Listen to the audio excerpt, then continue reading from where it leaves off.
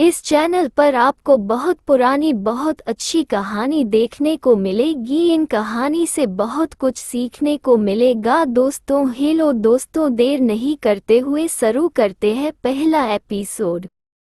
फारस देश भी हिंदुस्तान और चीन के समान था और कई नरेश उसके अधीन थे। वहाँ का राजा महाप्रतापी और बड़ा तेजस्वी था और न्यायप्रिय होने के कारण प्रजा को प्रिय था। उस बादशाह के दो बेटे थे, जिनमें बड़े लड़के का नाम शहरयार और छोटे लड़के का नाम शाहजमां था। दोनों राजकुमार गुणवान, वीरधीर और शीलवान थे। जब बादशाह का देहांत हुआ तो शहजादा शहरयार गद्दी पर बैठा और उसने अपने छोटे भाई को, जो उसे बहुत मानता था, तातार देश का राज्य, सेना और खजाना दिया। शाहजमां अपने बड़े भाई की आज्ञा में तत्पर हुआ और देश के प्रबंध के लिए समरकंद को, जो संसार के सभी शहरों से उत्तम और बड़ा था, अपनी राजधानी बनाकर आराम से रहने लगा। जब उन दोनों को अलग हुए 10 वर्ष हो गए तो बड़े ने चाहा कि किसी को भेजकर उसे अपने पास बुलाए। उसने अपने मंत्री को उसे बुलाने की आज्ञा दी और मंत्री यह आज्ञा पाकर बड़ी धूमधाम से विदा हुआ।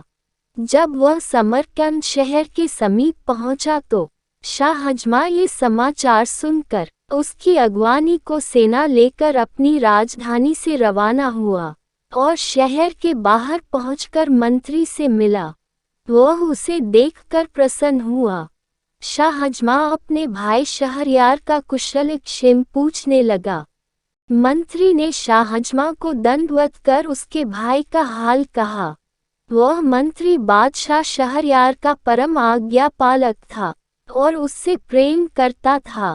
शाहजमां ने उससे कहा कि भाई, मेरे अग्रज ने तुम्हें मुझे लेने को भेजा। इस बात से मुझको अत्यंत हर्ष हुआ। उनकी आज्ञा मेरे शिरोधार्य है। अगर भगवान ने चाहा तो 10 दिन में यात्रा की तैयारी करके और शासन में अपना प्रतिनिधि नियुक्त कर तुम्हारे साथ चलूंगा। तुम्हारे और तुम्हारी सेना के लिए खाने पीने का प्रबंध सब यही हो जाएगा। अतएव तुम इसी स्थान पर ठहरो।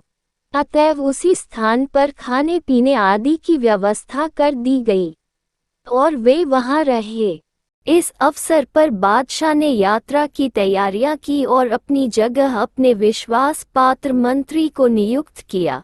एक दिन सायं अपनी बेगम से, जो उसे अति प्रिय थी, विदा ली और अपने सेवकों और मुसाहिबों को लेकर समरकंद से चला और अपने खेमे में पहुंचकर मंत्री के साथ बातचीत करने लगा।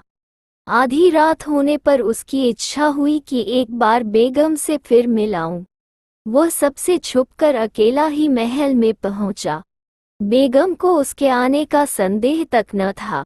वह अपने एक तुच्छ और कुरूप सेवक के साथ सो रही थी।